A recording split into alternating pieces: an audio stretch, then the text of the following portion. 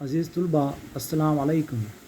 آج ہم علم سیاسیات کے پہلے سبق 1991 کے بعد کی دنیا میں سر جنگ کے بعد کے دور کی کچھ اہم علاقائی تنظیمیں دیکھنے والے ہیں۔ اس میں نمبر 1 یورپین یونین اور 2 سارک، انہیں ہم دیکھیں گے۔ سب سے پہلے European union EU۔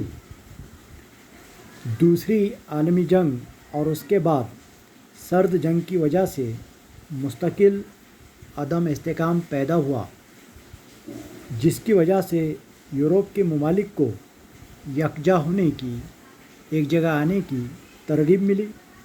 European union کی شروعات معاشی تعاون کو مضبوط کرنے والی یونین کے طور پر ہوئی۔ اس کے پیچھے یہ خیال تھا کہ جب ممالک آپس میں تجارت کریں گے تو معاشی طور پر ایک دوسرے پر منحصر ہوں گے، جس کی وجہ سے آپسی تنازعات ٹلیں گے۔ اسی لیے یورپی کوئلہ اور فولاد کمیونٹی اور یورپی معاشی کمیونٹی دونوں اداروں کا بالترتیب 1951 اور 1957 میں قیام ہوا۔ آگے چل کر یہ ادارے ایک دوسرے میں ضم ہو گئے اور اسے یورپین کمیونٹی کے نام سے جانا گیا۔ 1973 میں ایک قرارداد کے تحت یورپین پارلیمنٹ بنانے کا معاہدہ کیا گیا۔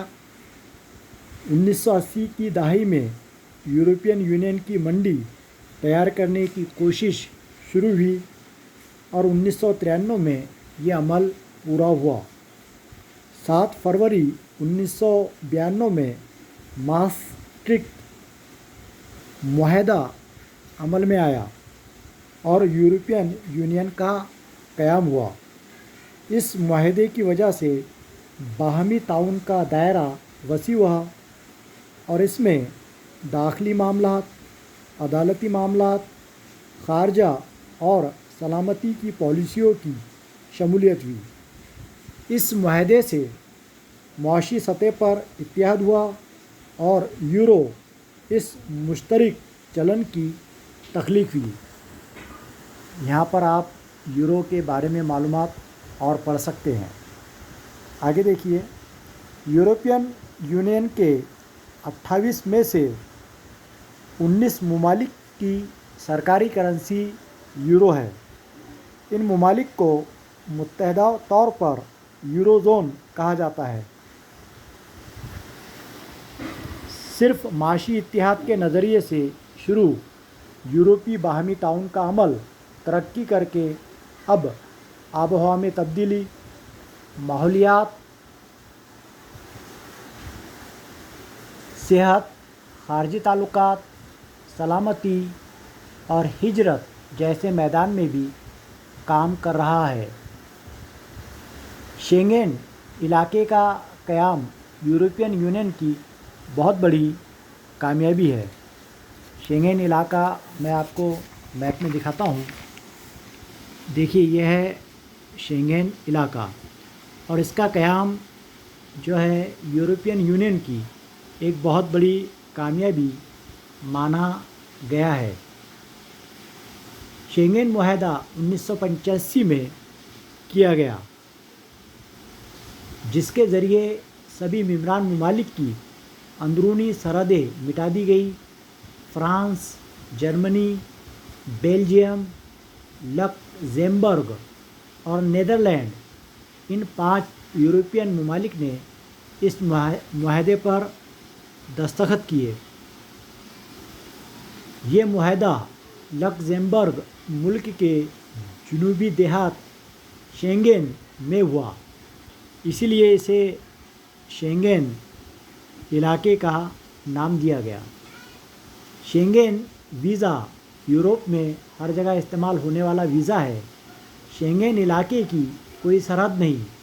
اس علاقے میں نہ صرف یورپین یونین کے ممبران بلکہ جو ممبر نہیں ہیں ایسے تاجر اور سیاح بھی ایک ملک سے دوسرے ملک آزادی کے ساتھ سفر کر سکتے ہیں۔ اس سفر میں انہیں جانچ اور تفتیش سے گزرنا نہیں پڑتا۔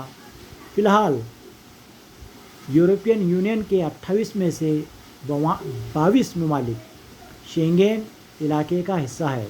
فی الحال یورپین یونین کے 28 میں سے 22 ممالک شینگن علاقے کا حصہ ہے۔ اس نقشے میں آپ کو یوروزون جو ممالک ہیں وہ ممالک آپ کو دیکھنے کو مل جائیں گے۔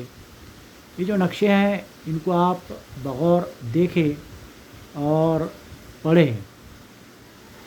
ٹھیک ہے، اب ہم ہمارا دوسرا جو نقطہ ہے سارک، اس کو دیکھیں گے۔ سارک کا جو لانگ فارم ہے وہ ہے south Asian association for regional cooperation. یہ جنوبی ایشیا کی باہمی امداد کی ایک علاقائی تنظیم ہے۔ 1985 میں اس کا قیام ہوا۔ شروعات کے دور میں سارک میں بھارت، بنگلہ دیش، پاکستان، نیپال، بھوٹان، سری لنکا اور مالدیو اس طرح 7 ممالک ممبر تھے۔ اس کے بعد 2007 میں افغانستان 8ویں ممبر کے طور پر اس میں شامل کیا گیا۔ چین، امریکہ، یورپین یونین کے ساتھ ساتھ 9 ممالک اور تنظیموں کو سارک میں آبزرور کا درجہ دیا گیا۔ جنوبی ایشیا میں باہمی تعاون اور بات چیت کے لیے اس کا قیام کیا گیا۔ اس کے ذریعے جنوب ایشیائی ترجیحی تجارتی معاہدہ سافٹا 1993 میں ہوا۔ آگے چل کر جنوبی ایشیائی آزاد تجارتی علاقہ سافٹا، یہ سارک کا آزاد تجارتی نظام 2006 میں ایک معاہدے کے ذریعے عمل میں آیا، جس کی وجہ سے 1993 کا ترجیحی تجارتی معاہدہ ختم ہوا۔ عزیز طلباء، آج ہم نے مختصراً یورپین یونین اور سارک کا تعارف دیکھا ہے۔ اگلی ویڈیو میں میں آپ کو مزید علاقائی تنظیموں کے بارے میں معلومات دوں گا۔ اللہ حافظ۔